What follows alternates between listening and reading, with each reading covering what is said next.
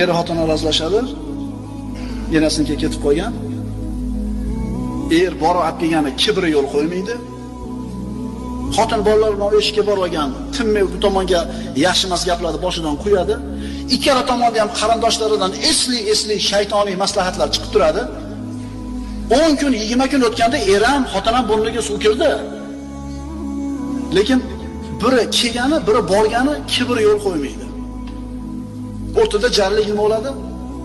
Shunda bitta odam o'rtaga tushadi. Keladi, kuyovga nasihat qiladi.